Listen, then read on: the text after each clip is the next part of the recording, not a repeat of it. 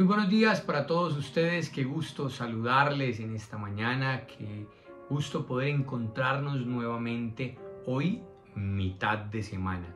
Y bueno, aquí estamos comenzando un nuevo día, dándole gracias a Dios por todas sus bendiciones, disfrutando de todo lo que Él nos regala, de su amor, de su presencia, de su compañía. Definitivamente son motivos y razones lo que nos sobran para agradecerle a Dios por todo lo que día a día Él nos regala, por poder sentir y disfrutar su presencia en medio de nuestros corazones. Y bueno, les decía, ya hoy es miércoles, mitad de semana, casi mitad de mes, 14 de mayo, y aquí estamos nuevamente agradeciéndole al Señor porque aún nos permite aprender, porque aún nos permite conocerle, podríamos decir, nos permite descubrir los propósitos que Él tiene para nuestras vidas. Creo que ese es uno de esos grandes desafíos que a veces las personas tienen, y es hasta dónde conocemos los planes y propósitos de Dios. Y esta mañana quiero que hablemos un poco de uno, porque no es el único, de uno de esos propósitos que Dios tiene con cada uno de nosotros. Limpiados para dar fruto, se llama nuestra reflexión en esta mañana, y para eso pues es necesario ir a la Biblia, al Evangelio de Juan en el capítulo 15, es el pasaje por excelencia que nos toca este tema, y dice así: yo soy la vid verdadera y mi Padre es el labrador. Todo pámpano que en mí no lleva fruto lo quitará, y todo aquel que lleva fruto lo limpiará para que lleve más fruto. Y acá está el propósito, el plan que Dios tiene con cada uno de nosotros: dar fruto. Pero en ese dar fruto hay un proceso. Y recuerdo una historia, seguramente muchos de ustedes también la pueden conocer.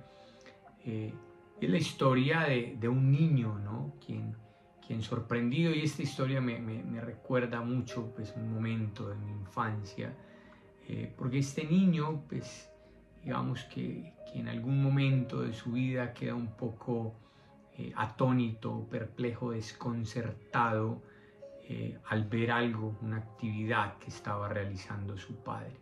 Su padre estaba cortando o podando unas viejas ramas de un árbol, y ese es mi recuerdo, una ceiba, y este pues era el árbol que estaba en el pueblo, en el municipio de Cundinamarca, donde vivían mis abuelos paternos y donde estaba como esa finca familiar, y era el lugar de encuentro, y en la mitad del parque había una ceiba muy grande. Entonces siempre recordaba esta historia, y el niño empieza a ver cómo, con una aclaración, su amoroso padre, el padre que siempre le hablaba del cuidado de la naturaleza, de la responsabilidad que había, de pronto con toda la violencia cogía su machete para cortar las ramas de la ceiba. Y el niño no entendía cómo su papá podía hacer eso. Además, una ceiba que años antes su abuelo había plantado. Pero de pronto pasó el tiempo y la ceiba, empezó a crecer, empezó a brotar, empezó a hacerse más y más grande cada vez. Y allí el niño logró entender lo que su padre en aquel momento había hecho. Esta historia siempre me lleva a pensar en cuántos momentos, llamémoslo de alguna manera, difíciles podemos atravesar nosotros. Y muchas veces decimos, pero ¿por qué me toca esto a mí? Pero yo no quería pasar por esta situación. Y de pronto desconocemos que detrás de eso hay un propósito. De pronto desconocemos que detrás de eso Dios tiene algo en lo que Él está trabajando. Y por esa razón, por ese motivo, Dios permite esa situación en nuestras vidas, para enseñarnos, para instruirnos, para formarnos. Y son situaciones incluso que muchas veces nosotros terminamos rechazando. Y uno dice, no, yo no quiero pasar por esto, yo no quiero vivir esto. Yo les pregunto, ¿quién de nosotros quiere vivir una enfermedad? No, nadie quiere pasar por ese momento. Nadie quiere tener que atravesar esas situaciones, pero muchas veces esas experiencias dolorosas se convierten también en las más formativas de nuestra vida. Y terminan siendo esas grandes lecciones y enseñanzas para cada uno de nosotros.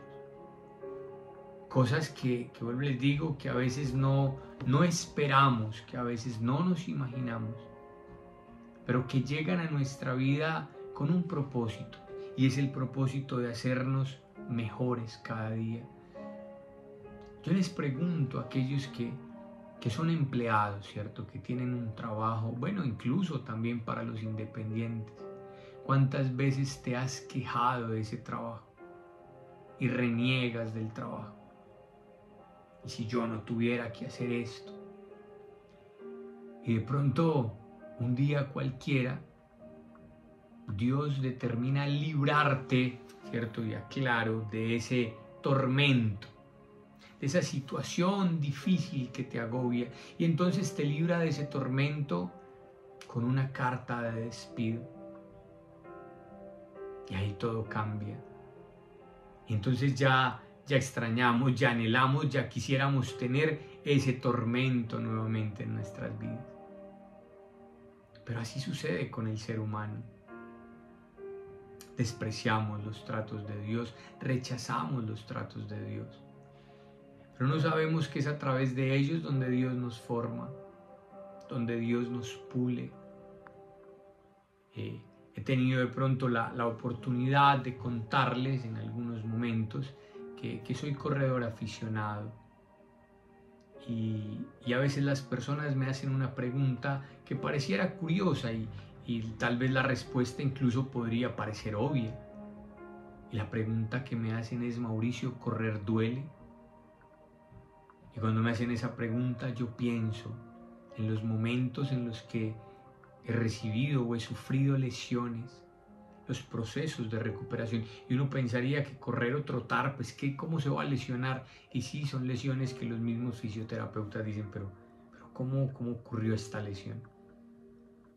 Y la recuperación, los tratamientos, técnicas como la punción seca, donde te clavan unas agujitas, el MEP, donde te introducen igualmente una aguja profunda y te pasan corriente, el famoso cupping, ¿cierto?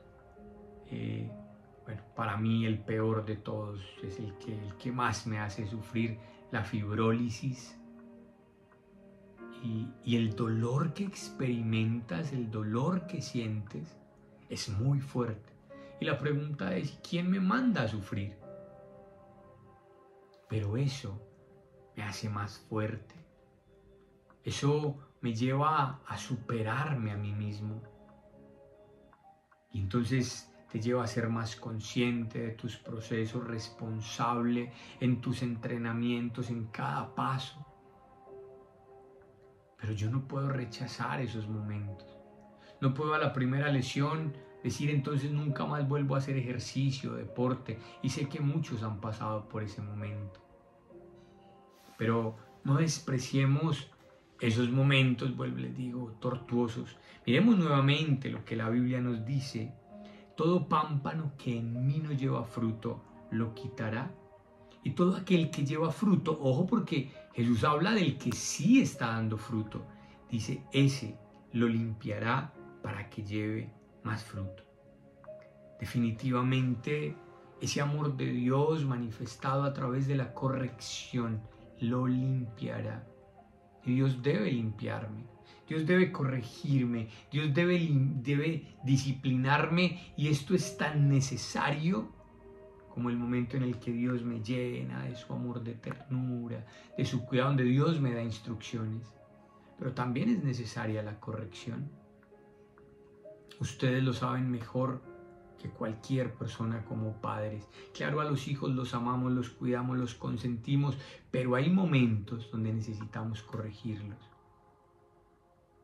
Tú les diste la instrucción, les diste el amor, pero la corrección y la instrucción son necesarias. Y Dios hace lo mismo.